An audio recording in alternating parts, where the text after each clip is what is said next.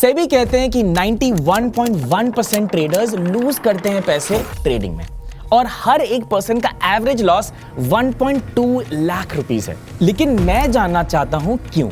क्या ट्रेडिंग सच में गैम्बलिंग है और इतने सारे लोग पैसे क्यों गंवा रहे हैं? तो हमने बात की कुछ ट्रेडर्स से। The reason why I call this a scam is because I lost 1.7 CR in the first 3-4 years. 60-70 lakhs। के बाद एक ही दिन में ऐसा हुआ कि मेरा पूरा कैपिटल वाइप आउट हो गया। और फिर डेटा लेके ये कुछ 5 रीजंस निकाले हैं जानने के लिए कि क्या ट्रेडिंग सच में गैम्बलिंग है कि नहीं। तो पहला रीजन है डोपामीन एडिक्शन। ये है राहुल। इन्होंने बुल मार्केट की हाइट में 2023 में ट्रेडिंग चालू की। लेकिन क्यों? ये ऑप्शन चार्ट देखिए, यहाँ पे सिर्फ 10,000 रुपए के साथ इनको लगा कि मार्केट इतना मूव करता है, एक बारी क्विक इन एंड आउट और वो जल्दी से पैसे कमा सकते हैं। और उन्होंने कमाया 5,000 रुपए का प्रॉफिट केवल 1 घंटे में। राहुल को अब लगता है कि शायद ये बिगिनर्स लक उसकी स्मार्टनेस है और वो थोड़ा और ट्रेड करने लगता है। कभी प्रॉफिट होता है, कभी लॉस, लेकिन महीने के अंत में वो देखता है टैली में और कुछ पैसे कमाया है। तो राहुल और ट्रेड करने लगता है, उसके लॉसेस बढ़ जाते हैं, लेकिन वो रुकता नहीं है। उसके पास होप है और उसको लगता है कि शायद अगले ट्रेड में मैं सारा पैसा रिकवर कर लूंगा। इनफैक्ट सेबी के चेयरपर्सन ने भी ये बोला है कि उनके पास एनेक्डोटल इंफॉर्मेशन है कि लोग पैसे बोरो कर रहे हैं अपने दोस्तों से, फ्रेंड्स, फैमिली से और घर को भी गिरवी रख रहे हैं ताकि वो डेरिवेटिव्स में ट्रेड कर सके। तो मैंने इनिशियली मेरे सिस्टर से पैसे लिए थे। 3:30 बजे तक तो मैं हिलता ही नहीं था स्क्रीन से। उसके बाद मैं अपना काम निपटाता था। when you're putting in like 4 lakhs into one trade, you forget about everything else, right? It's like you forget about family, you forget about everything else. This is all there is. लेकिन इतने losses के बाद लोग क्यों नहीं रुक रहे हैं? Why are they so addicted to trading? इसका आंसर एक 1950s के साइकोलॉजिस्ट ने शायद आंसर किया है, जहां पे उन्होंने एक एक्सपेरिमेंट रन किया विद 2 ग्रुप्स ऑफ माइस। पहले ग्रुप को माइस को उन्होंने पानी में डाला देखने के लिए वो कितना स्ट्रगल करते हैं जीवित रहने के लिए। ये ग्रुप ऑफ माइस सिर्फ 15 मिनट तक तैर पाई बिफोर दे ड्राउन्ड। जो सेकेंड ग्रुप था वो इंटरेस्टिंग था। उनको पानी में डाला and just before they were going to drown उनको पानी से निकाला, ड्राई ऑफ किया, थोड़ा रेस्ट करने दिया, उसके बाद दोबारा उनको पानी में डाला गया। ये बार बार रिपीट हुआ एंड टोटल 60 आवर्स तक ये माइस तैरते रहे। इसका रीजन एक ही था, होप। इनको लगा पिछली बार की तरह इस बार भी कोई आके बचा लेगा और मैं डूबूंगा नहीं। हम लोग भी इन माइस के जैसे हैं। जब हम ट्रेड करते हैं हम थोड़ा सा प्रॉफिट कमाते हैं और हमको लगता है कि शायद हमारी एनालिसिस बढ़िया है, लेकिन जब लॉसेस होते हैं हमको लगता है इस बार भी हमारी एनालिसिस हमको बचा लेगी। एंड इस होप की वजह से हम बार बार ट्रेड करते हैं और ये बन जाता है एक एडिक्शन। और सबसे खराब बात यह है जिनकी इनकम 5 लाख से कम है वो सबसे ज्यादा पैसा गवाते हैं। जैसे कि आप यहां देख सकते हैं कि 92.2% ऑफ ट्रेडर्स लूज करते हैं एवरेज 65,000 रुपीज।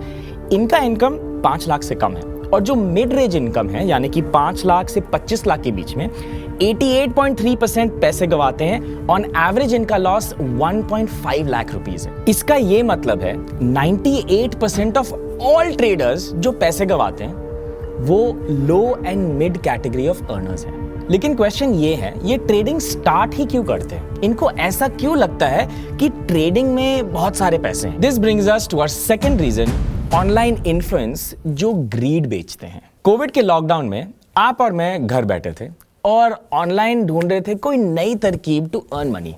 एंड इस टाइम पे इन्फ्लुएंसर्स ने ऑप्शंस के वीडियोस बनाना शुरू किए और कुछ वीडियोस काफी इंटरेस्टिंग थे जहां पे वो एक्चुअली अपने प्रॉफिट्स दिखाते थे। ये सारा कंटेंट ग्रीड बेच रहा था। आइए चलो देखते हैं 1 करोड़ कैसे कमाना है। बताइए जी कैसे करना चाहिए। 920 पे खरीदना है ऑप्शन आपको, 5 रुपए पे, 5.70 पे नहीं, 5 रुपए पे। ठीक है, फिर क्या करना है? दिमाग ज्यादा नहीं लगाना है दोस्तों, डिसिप्लिन का खेल है, या मार्केट है, शेयर बाजार है।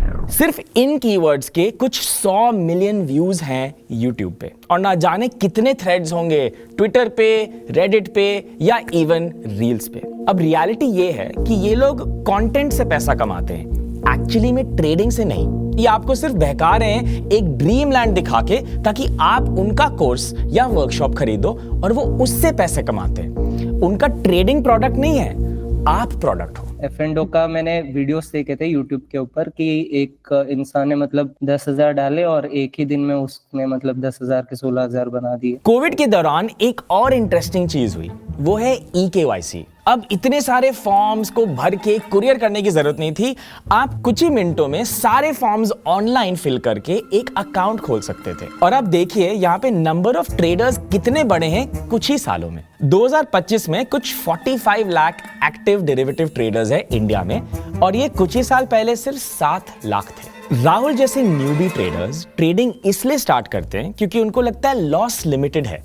जो अमाउंट इन्वेस्ट किया प्रीमियम में वो ही मैक्सिमम लॉस है और अनलिमिटेड प्रॉफिट का प्रॉमिस है। बट असलियत में ऑप्शन ट्रेडिंग इससे काफी कॉम्प्लिकेटेड है। डेल्टा, गामा जैसे बहुत सारे अदर फैक्टर्स हैं, सिर्फ डायरेक्शन नहीं जैसे इक्विटी में होता है। एनीवे, बिगिनर ट्रेडर्स इसके बारे में तो नहीं जानते हैं और वो कूद पड़ते हैं इसमें। लेकिन ट्रेडिंग करना आसान नहीं है, तो इसमें इतना टाइम, एफर्ट, एनर्जी, नॉलेज की जरूरत है।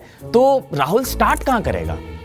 Enter stock tips. उसके बाद फिर ये फेज आया कि यार अब तो मेरे से तो कुछ नहीं हो रहा, एक काम करते कि प्रोफेशनल हेल्प लेते किसी से। तो मैंने टेलीग्राम के ग्रुप्स ज्वाइन किए। स्टॉक टिप्स की इंडस्ट्री बहुत बड़ी है और ये एक प्रॉपर स्कैम है, सबसे ज्यादा जो टेलीग्राम में होता है। Now there is person X. Person X is asking Urvish to buy and Nishant to sell. You know, call options and put options for the same bloody exact same instrument, right? And what these guys are doing is, या तो Urvish मुझे पैसे देगा या निशांत देगा. And that's when I realized that holy shit, I'm getting properly scammed, right? तो इसी तरह स्टॉक मार्केट में कई सारे स्कैम हैं जहां बिगिनर्स ढूंढना चाहते हैं फटाफट पैसे कमाने का, और ये सारे लोग उनको एक्सप्लॉइट करते हैं। फॉर एग्जांपल, ये एक पॉपुलर यूट्यूबर ने बोला कि वो एक अननोन स्टॉक को खरीद रहे हैं, बहुत बढ़िया स्टॉक है। उसके फॉलोअर्स ने ये बात मान ली और उन्होंने खरीद लिया। ये स्टॉक प्राइस देखिए एकदम चढ़ गया, लेकिन उसके बाद हो सकता है उस यूट्यूबर ने बेच दिया वो स्टॉक और ये स्टॉक ऑलमोस्ट जीरो हो गया। Pump and dump. इसका ये नहीं मतलब है कि सारे इन्फ्लुएंसर्स खराब है, इसका ये मतलब है कि ह्यूमंस आर अट्रैक्टेड टू वो इन्फ्लुएंसर जिसके पास ज्यादा इन्फ्लुएंस है और जो सबसे ज्यादा ग्रीड बेच रहा है। लेकिन शायद बात सिर्फ इन्फ्लुएंस की नहीं है, आई थिंक आपके ऑड्स की भी है। तो this brings us to our fourth point, probability आपके तरफ है ही नहीं। अब जो ट्रेडिंग गेम है, स्पेशली फ्यूचर्स एंड ऑप्शंस, इसमें दो तरीके के प्लेयर्स एक्चुअली पैसे कमाते हैं। फर्स्ट है एफपीआई यानी फॉरेन पोर्टफोलियो इन्वेस्टर, और सेकंड प्रोप्राइटरी ट्रेडर्स। अब एफपीआई समझने के लिए मैं एक एग्जांपल हेज फंड लेता हूं।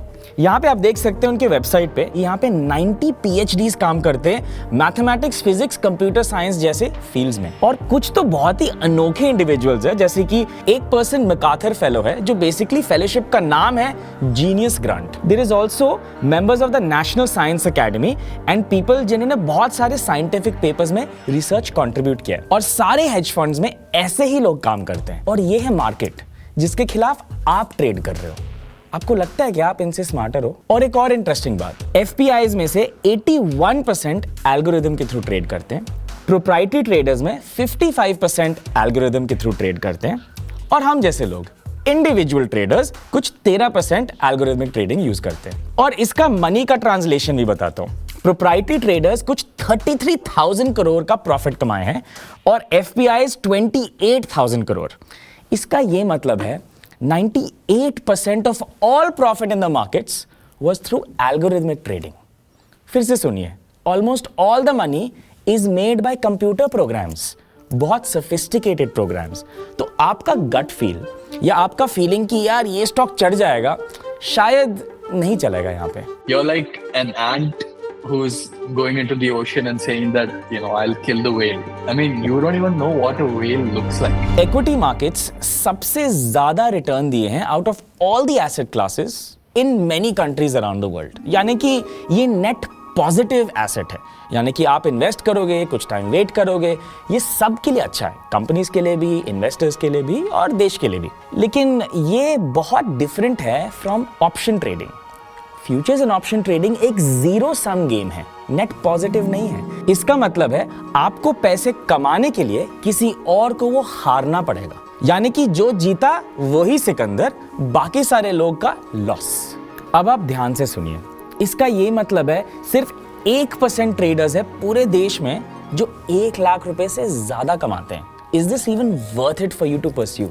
अब असली सवाल मैं आपसे पूछना चाहता हूं। आपके पास दो ऑप्शंस हैं, पहला, जहां पे फ्यूचर्स एंड ऑप्शंस, डेरिवेटिव्स की दुनिया, जहां पे प्रोबेबिलिटी आपके काफी खिलाफ है एंड ये काफी मुश्किल भी है एंड काफी लोग गैम्बलिंग करते हैं। और दूसरी तरफ आपके पास एक ऐसा लॉन्ग टर्म एसेट है जैसे कि इन्वेस्टिंग, जो आप ओवर मेनी इयर्स कर सकते हो, स्ट्रेस भी थोड़ा कम है, लेकिन प्रॉब्लम है कि इसमें पेशेंस की जरूरत है। चूज आपको करना है कि आप चूज करेंगे रेड पिल या ब्लू पिल।